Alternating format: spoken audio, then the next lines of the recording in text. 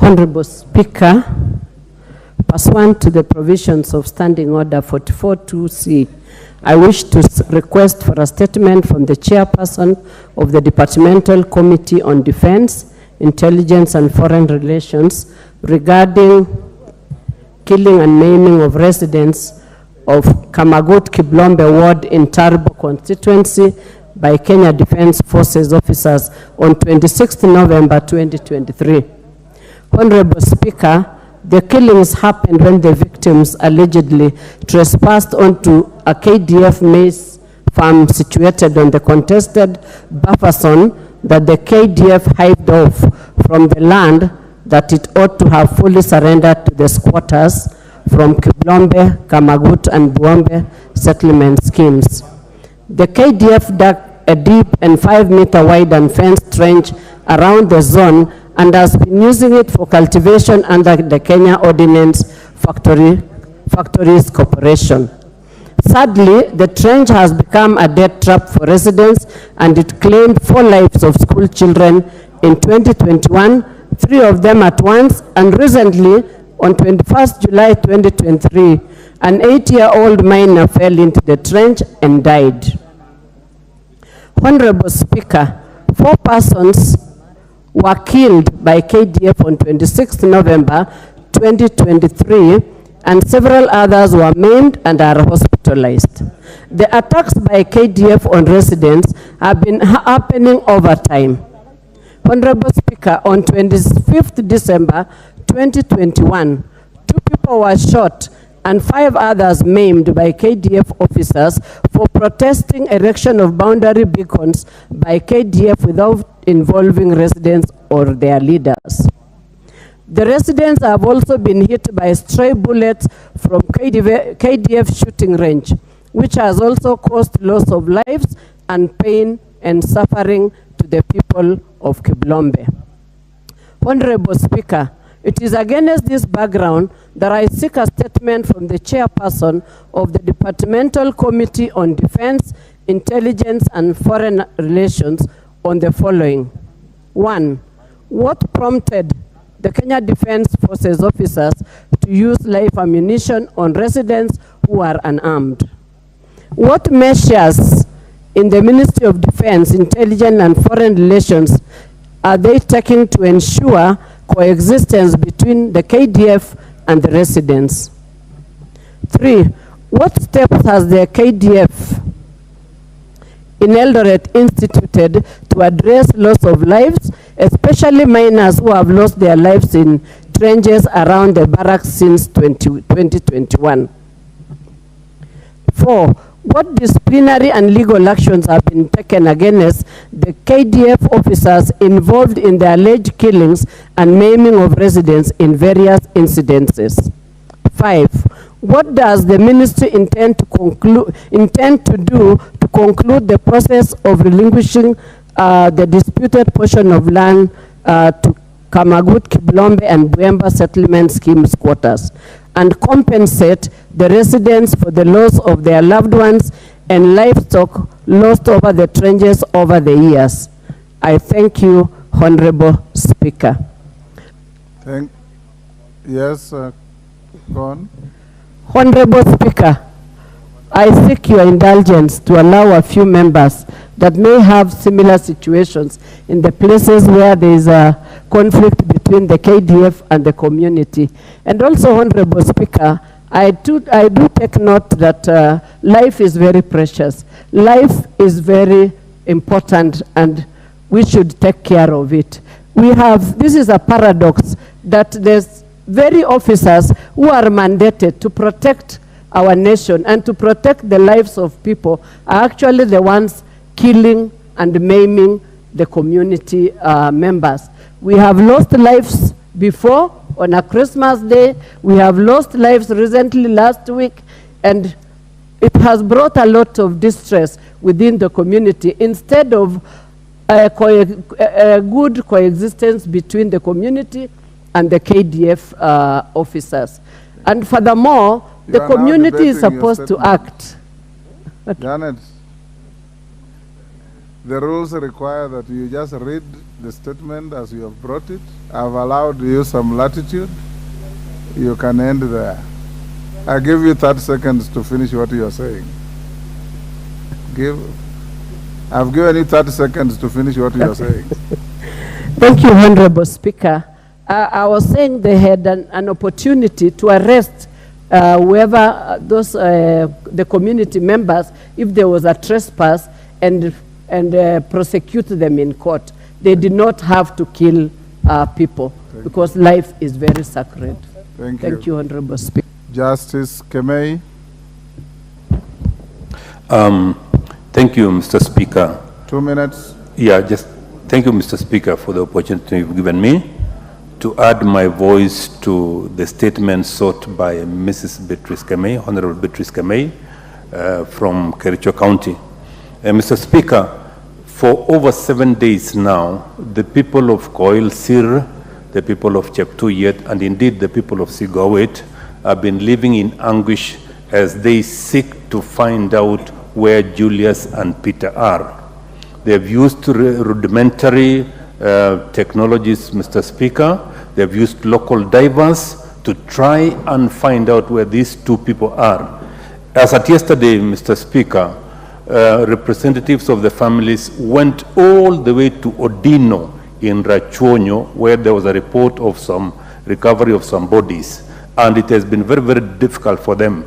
Much as the issue has been directed to the Chair Regional Integration, Mr. Speaker, we would have also wanted the Office of the President to say something. We raised the matter before the District Security Committees of Sigawet Soin constituency and Nyakach on Monday.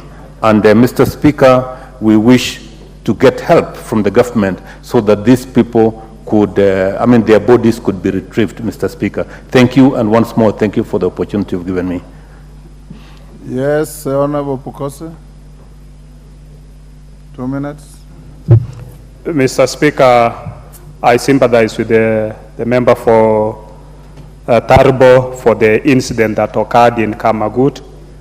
And Honorable Speaker, I'm also a farmer.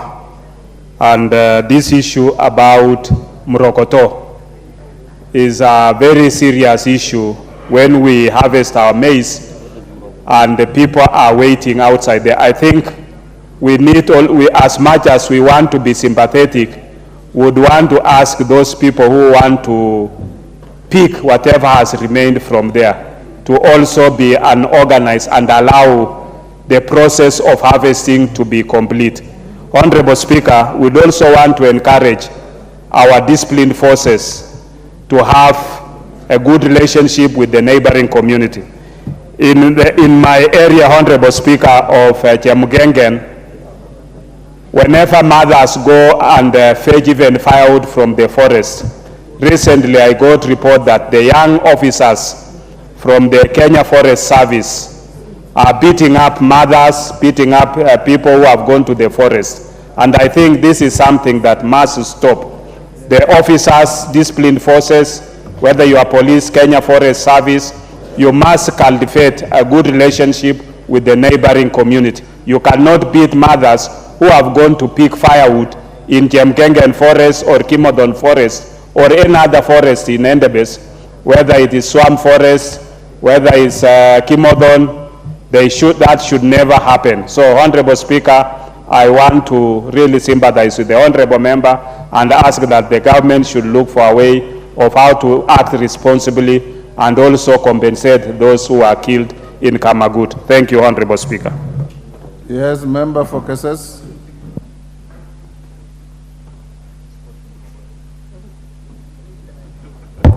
Thank you so much, Mr. Speaker, for giving me this opportunity to also weigh in on the statement sought by Honorable Janet Itiene, Member of Parliament, Tarbo.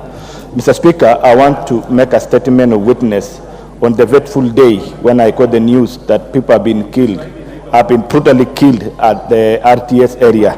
I managed to went there myself to confirm and to witness as I went to convey my condolences to the people. Mr. Speaker, it is so painful to see and to witness what happened on that day. that the bodies were scattered like dogs, the way they were killed brutally with crude weapons, not like a case of an attack where the police was, the military army was defending themselves. But this was a deliberate, intentional attack on the people, killing them mainly like anybody would kill a stray dog. Mr. Speaker, this is a question that it requires a serious inquiry into it, so that we're able to understand what is the situation under which military, our officers who have been given responsibility to protect the citizens from external atrocities have turned out to attack the internal people where they need to coexist together. There are serious allegations by women around there of assault and rape, that most of the time on repeated occasions the same officers has been raping them whenever they find them going for their hearts, and they take advantage on them, or even at night, because these are a situation where there are villages on the hand side of this particular parcel of land, and the communities have to visit themselves the other side over this side, and they have been doing all these inhuman activities on them. So, Mr. Speaker, I want to weigh in my voice as I condemn this act and ask the committee relevant to go in depth and understand, probably even include visiting that area and get the views of the people, so that we bring out a conclusion report that we are going to ensure we sort out these problems once and for all. The aspect of people using powers beyond to the citizens of the Republic of Kenya instead of protecting them is inhuman. Thank you. Yes, member for Sigor, sorry. Thank you, Honorable Speaker, for this opportunity. I feel for the member for Kericho, where 2 residents drowned, and now she seeks a statement from the Committee on Regional Development. We feel for that. And equally, Honorable Speaker, it's unfortunate that from the member for Tarbo, it's reported that citizens were killed by KDF. And on Monday, Honorable Speaker, it was reported, and I think it happened, that the same KDF killed 4 people in the border between Turkana and Pokot. People who were not bandits, so we lost people in the hands of KDF. So it is similar to what happened at RTS. And Honorable Speaker, it's unfortunate that whereas we think that the KDF personnel are well trained, they have now taken into the habit of taking shortcut, and instead of arresting people, they are now killing innocent Kenyans. So I want to say that I think an inquiry needs to be done, and we need to understand those who gave instructions to KDF to go to the places they are in, whether they were given instructions to go and kill or to go and restore peace and bring about order in those areas.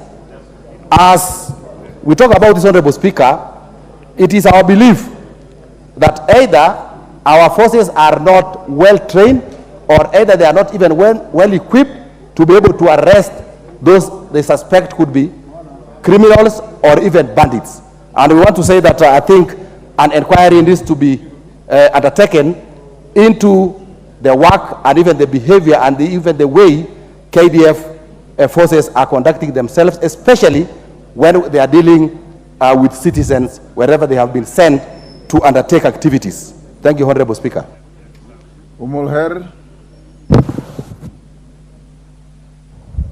Thank you, Mr. Speaker, and I would want to sympathize with the Honorable Member on this particular issue, and I truly feel the impact that we are all having, because the KDF are in our communities and they have military bases across, and the same case is happening even in Boni Forest. As of 3 days ago, they killed a gentleman by the name Mr. Abdikadir Abdo, who was herding his cattle in Boni Forest. So it's quite unfortunate, because even the justice system becomes a very long process, and we are still having cases of families who have not even been compensated.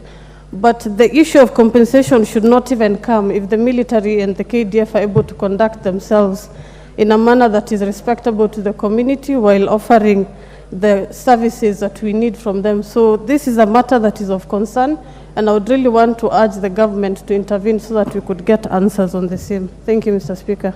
Thank you. Lisa Chelule.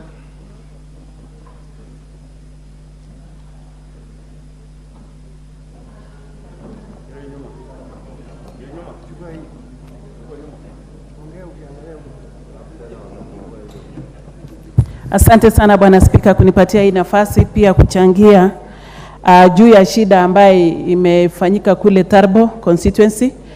Nataka kuchukua nafasi ya kwanza mimi mwenyewe kutoa risala za rambirambi yangu mimi mwenyewe na ya Nakuru County, na niseme pole sana kwa Mheshimiwa Janet ambaye ni mjumbe wa Tarbo, na niseme pole sana kwa wananchi wa Kamagut kwa shida ambaye iliwapata. Bwana Spika, ni maajabu sana kusikia wale watu ama wale maofficers ambaye wanahitajika kulinda wananchi na kulinda mali yao, hawa ndio wanaua watu. Bwana Spika, hata kama watu walikuwa wameenda kuiba, kama ni kuiba, lakini ninaamini kwamba mambo ya utamaduni wetu, baada ya mahindi kufunwa, kuna wale watoto ama watu ambaye wanafuata mahali mahindi zimefunwa na wanaokota zenye zimebaki. Hii ni mambo ya kiujamii na ni mambo ya kibibilia, hata ukifuata kwa Biblia. Bwana Spika, kama hawa watu wanasemekana walikuwa wameenda kufanya hivyo, sio makosa, na hata kama walikuwa wameenda kama ni kusema wameiba, si lazima mtu auliwe sababu ameiba. Mtu akipatikana mwizi anashikwa na kupelekwa polisi, apelekwe kotini. Kwa hivyo hii mambo ya mauaji hovyo, ninataka kuchukua imani kwamba serikali yetu itachukua nafasi ya kuadhibu na hata kuwafuta hawa kazi. Sababu huwezi kulinganisha maisha na mambo ya mahindi, huwezi kulinganisha maisha na chochote, na maisha inafaa kuchukuliwa na Mwenyezi Mungu peke yake, lakini sio binadamu. Kwa hivyo we'll end here on this. Honorable members, given the gravity of the matter raised by the member for